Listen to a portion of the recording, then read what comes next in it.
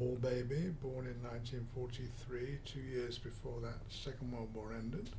I grew up running away from the bombs to begin with, and then when the bombs stopped falling, got reunited with my family, and then spent many years selling things in a marketplace. We were market traders. We sold very often furniture. This was post-war England, so nobody was making furniture or china or any of the things that people needed.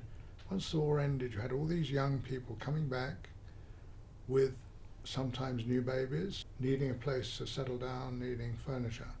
So we sold furniture and china. Okay. That's my early life. I was working with a group of photographers.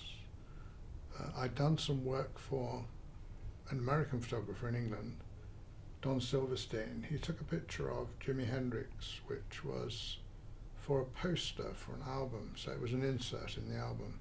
Later on, Don Silverstein brought me another group of photographers who were unhappy with advertising agencies, model agencies, magazines, just about everybody actually.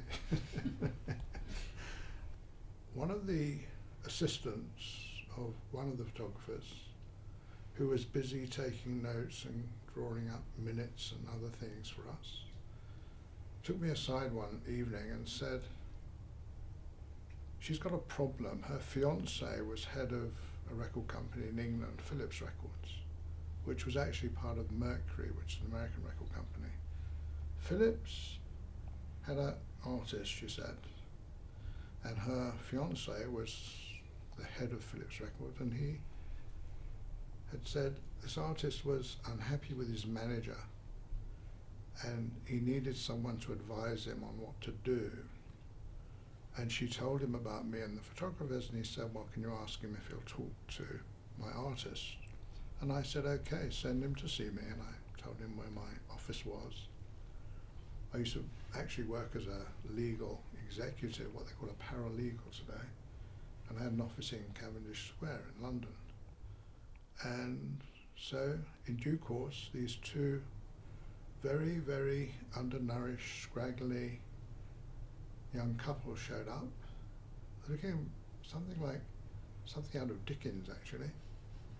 And this was David and Angela. And they told me this sad story of how David had had one hit record called Space Oddity, which I remembered hearing a year before. And that was quite successful, but it was a novelty record. And after that, nothing happened. And his manager kept on sending him out to play what they used to call dance halls, places where people literally went to dance under those shiny balls of light. And they weren't in the least bit interested in this long-haired guy, because he had a long shoulder-length hair. And I said, well, you know, maybe the problem you have is not your manager, but your record company. We'll go and see your manager.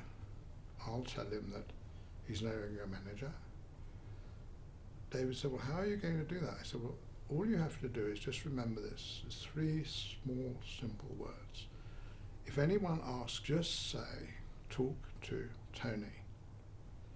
And if you remember that, I'll take care of all the rest, and you won't have any problems.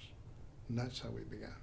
Mayhem was a very colourful, unusual, and ultimately very successful management company that started out from a chance meeting we had. So sometime in 1971, a group of actors came to London to put on a Andy Warhol play.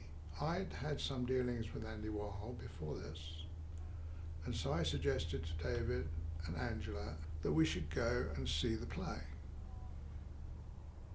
The characters in the play included Tony Zanetta, who came to work for me, and he played Andy Warhol, and Cherry Vanilla, whose real name was Kathy Doherty, sometimes Charlotte Roos, Rocky Rhodes, real name Jamie Andrews, and Lee Black Childers, who was just Lee. And these four came on board and became the main man staff. They were definitely not used to having a bunch of screaming queens telling them what they must do or the artist would not perform. So that's how Man got started. It's amazing, actually. Awesome. Yeah, it should be good. Thanks for being with us today. You're welcome. Cool. Okay. Yeah. How was that? Perfect.